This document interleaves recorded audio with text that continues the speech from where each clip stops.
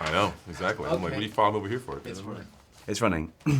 Hi, then just first of all, for probably most of the people watching this, they haven't seen it. Tell me a little bit about your character and a little bit about the series. The series is based on a comic book, but if you watch the series, it's probably you're not gonna think about comic books at all. It's based on a real life location. We have Harlem. It's a character that is very vibrant. Luke Cage is a man who was wrongly convicted, put into prison, experimented on illegally, and through that experiment, it's not only saved his life, but it gave him the power to escape prison. Now he's laying low. He's got an alias. You know, he's Luke Cage, and he's trying to hide from the authorities, but at the same time create a life for himself.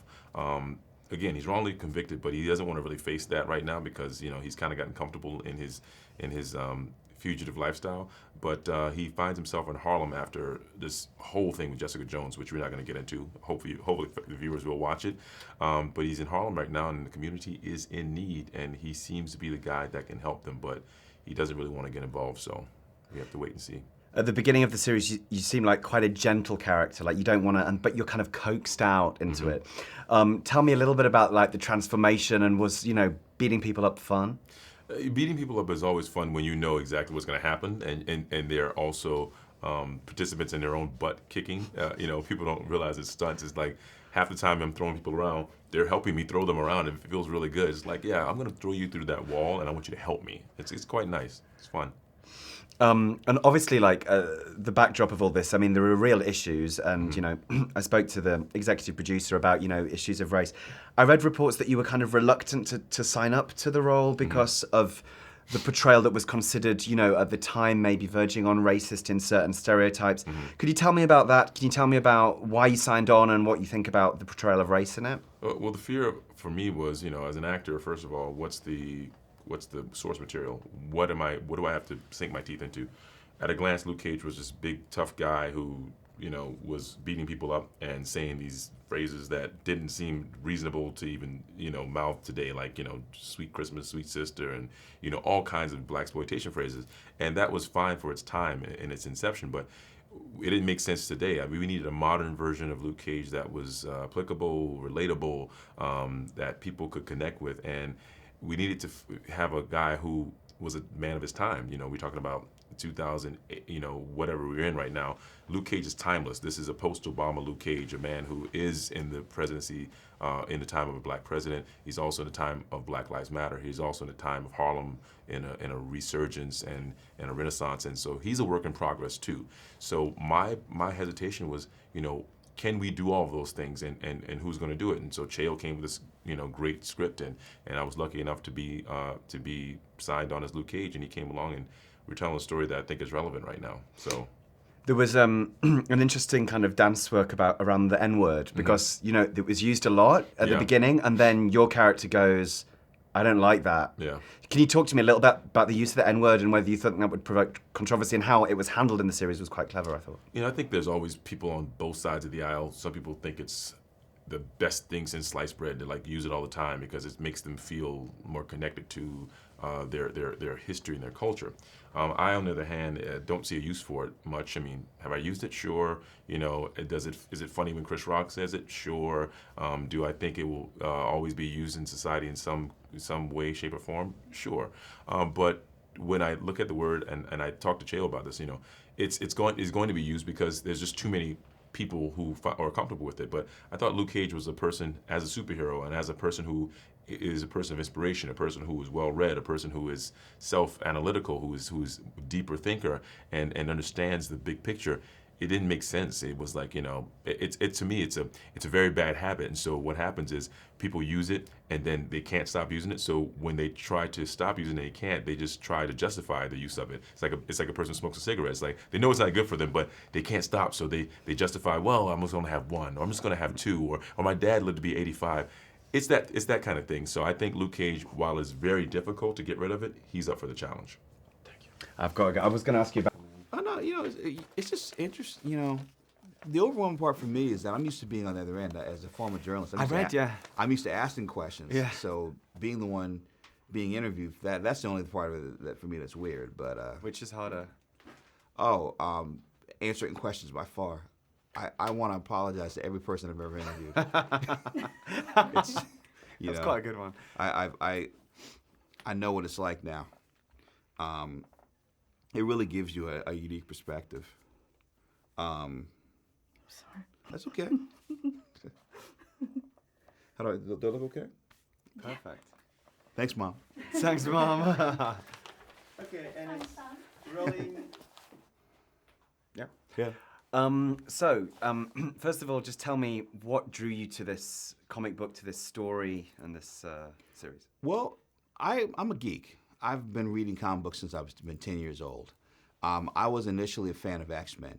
For me, the Chris Claremont, Frank Miller collaboration for the 4-issue Wolverine limited series, Chris Claremont's graphic novel, God Loves, Man Kills, those are my favorites. I've always liked Luke Cage as a character, and of course I read Power Man and Iron Fist. So when I heard about the fact that they were looking for somebody to do this show, as a lifelong geek, I just begged my manager and agent, please put me up for this, give me a meeting with Marvel. The meetings worked out. They really dug what I had to say. And then the thing about this character that I thought was great was it gave the opportunity to modernize one of the strongest characters in the Marvel canon, because Luke Cage has always had a quiet power, about him in the way that, what he represents. But then at the same time, I could also, through this character, explore the culture and history of Harlem, and also deal with a lot of deep, issues,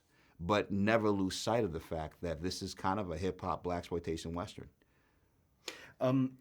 It was interesting. I mean, I read some reports, I'm not sure if they're true, about at least one of the characters having doubts about the kind of almost racist portrayal in the original comic book. There was some questions about that, which leads me to my next question. What were your considerations about translating this comic book onto the screen, transposing it into the modern taste and exploring issues of race and subculture? Well, here's the thing. Blaxploitation gets a bad name. All blaxploitation is, it's the opportunity to have a black lead have the same opportunities on screen to do the things that Sean Connery and, Steve McQueen and Lee Marvin and characters like that in the late 60s, early 70s did. And, the same way that James Bond has a very, identifiable theme musically. That's why when both Melvin Van Peebles did Sweet Sweetback's Badass Song, which is kind of considered the very first movie of the genre, or when Gordon Parks Jr. did Superfly, or Gordon Parks Sr. did Shaft, you had the musical component and those dominant themes also join a black character who has the chance to kick ass and get the girl. And so, that's really all it is, honestly. And so when you update those elements from that, and of course we have Sweet Christmas. Of course we have elements that we preserve from the comics. I was never ashamed of Luke Cage in that portrayal. I just knew that we could basically modernize it in a way that could be true to that, but at the same time go in a different direction in terms of, modernizing it to a certain extent. And I mean, I think that's really kind of the power of Marvel's deep, deep well of characters, is that you can reinterpret them endlessly, but still retain their heart. That's interesting. Also, the other thing I wanted to talk about was the idea of diversity, about having a black lead, about having a black subculture represented as the main thrust of it, showing how production companies are more and more willing to actually explore that and deal with issues. Can you tell me about the timing of this, about relating to the politics in America at the moment, or the landscape? Well, what it is I think Hollywood has finally realized, black and brown equals green. People want to see different representations, and not just black people or brown people, white people. Everybody wants to see these diversity of stories and of images. And really the thing is you really want to build a world. So for me, the way that Scorsese created a world in Goodfellas, with wall-to-wall music and a perspective. Even the way that Woody Allen, in a movie like Manhattan, also has its own very strong perspective. Spike Lee's Do the Right Thing. These are all influences on this show, from the way that you can use music and you can use the camera and you can use characters to build a complete world that people are stepping into. The thing is, this show is getting a lot of press because people are saying it's the blackest thing Marvel's ever done. And my thing about that is, some people worry about getting pigeonholed. I'm not getting. I'm black. I love black culture. I think this is the opportunity to be inclusively black. And what I mean by that is that we are showing an unapologetically black hero in a black world in a way that brings people of all races and cultures into this world. And I think what they're going to find about this show is, rather than it being political, which it is, I think they're going to be surprised by how much fun it is. Like at Comic-Con, I talked about the Wu-Tangification of the Marvel Universe. This show represents the Marlification of the Marvel Universe, because what it does is, like a Bob Marley record, Bob Marley records are resonant and they're beautiful, but they're also political. But the politics never overwhelm the music, and I don't feel if the politics overwhelm this show. And that's the thing. It's like you have this combination of the platform that Marvel has built, plus you have Netflix, and not only the quality of dramas that they have, but also just the opportunity to open a show like this, which is so unique, 13 episodes simultaneously around the world. I can't even, you can't address that kind of scope. So that's really the opportunity. This is the opportunity, to a certain extent, to prove that this culture of comic books and black culture combined have the opportunity to really address all these issues around the world in a way that's kind of fun and cool. That's really my hope for the show, is the fact that we really can finally prove that black can travel. Brilliant. We've run out of time. I just wanted to say, you do, like Manhattan, it's like a real character, the Harlem, and then I'll get into the hard-hitting, race. Yeah. Right. Rolling. Siva? Okay, Okay. rolling. So, tell me a little bit about your kind of fascinating character, Misty Knight. Misty Knight is the first black female superhero in the Marvel universe. She predates Storm. She was the first one to be created, and now she's the first one to be on television, which is exciting. She's a detective in Harlem, born and raised, and she is very dedicated to her community. She became a cop because she was dissatisfied with the way that she saw her people, treated by the police. And so she's risen through the ranks, and now she's trying to take down this guy who is a bad guy in Harlem. She fails. Spoiler. So she's kind of good, and you're very much the baddie. Bad. And it must be fun, right, to play the baddie. How did you research it? Was it delicious to do all the different kind of bad guy scenes? How was it? It was a great experience. What Cheo did such a wonderful job. Cheo Coker, the showrunner and writer, he just did a wonderful job of putting it all on the page for me, and I took my cues from that.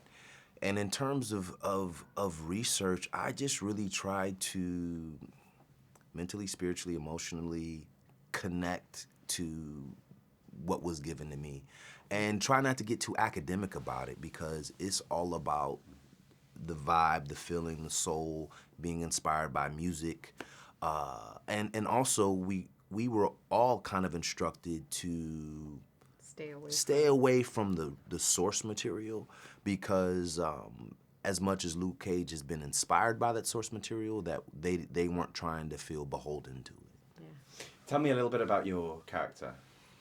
Cottonmouth is a gun runner. He's been in Harlem for a very long time. His family's been there for a long time. And so in some ways, he's old money, and he has the responsibility of carrying on the family business. His lineage is very strong, has been very present in Harlem for a long time. But he's also kind of transitioning into doing business in a more legitimate way. So he has a nightclub called Harlem's Paradise, which is very much a hub for the community. And I think what he is really dealing with is kind of trying to maintain his hold on Harlem and actually kind of grow his business in some way, but also having to fight Luke Cage, who is trying to step in and kind of disrupt and kind of unravel his stronghold on Harlem. Popping back, it's quite a racy role. I mean, from the beginning, I was watching it at work, and people were kind of like looking over my shoulder. I was like, hiding the script. NSFW. And tell me about, obviously there's a lot of violence, but Yeah. a little bit of nudity. It's quite a racy role. How did you relish that? What were your considerations? Were you nervous? Were you reluctant? I was absolutely nervous and reluctant. I didn't know about the nudity and the raciness until I read the script, and then it was like, ugh. But I think as a woman, I was thankful to have such a strong team around me who supported me, and I didn't feel like I was being taken advantage of. So I could completely invest into this character who, like all women, have lightness and darkness, and we're soft and we're hard. And, to be able to play a character who is passionate, who is sexy, but then also who is determined and about her business and about doing her job and is not distracted by her emotions, which I think so often we see with female characters. And to do it with such ease, because she's great on the show. Oh, please. This guy. I paid him It's to true. say It's that. true. It's true. Like, to wear that really organically like that is pretty He's awesome. trying to say I wasn't acting. He's making fun of my acting. Actually, I wasn't. He's like, she just showed up and she was herself. But there's a all lot of day. elements to kind of I'm joking. pull together, and for it to not just feel procedural and to feel like a real person. I think she's done a wonderful job with that. I want to talk a bit about the music, because for me that was one of the main takeaways, like the different representations of music. And did you learn piano, or there was some sort of... Sure. Yes. Tell me about Sure. that, because I want to Yes. know... Sure.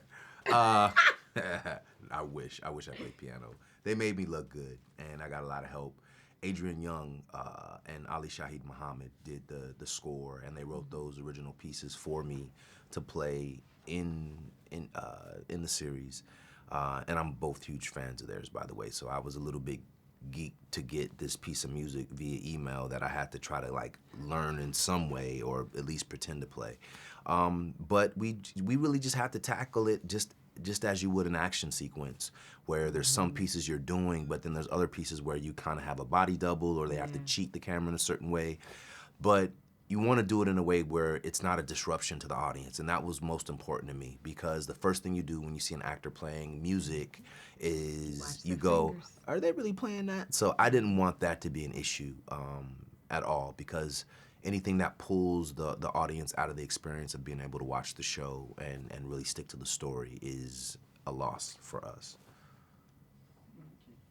Is that I'm saying this is a thank you. Does that mean it's over? Yeah. Oh, yeah. Oh. Did you have one more? Oh, no, it's all right. No, I'll get like...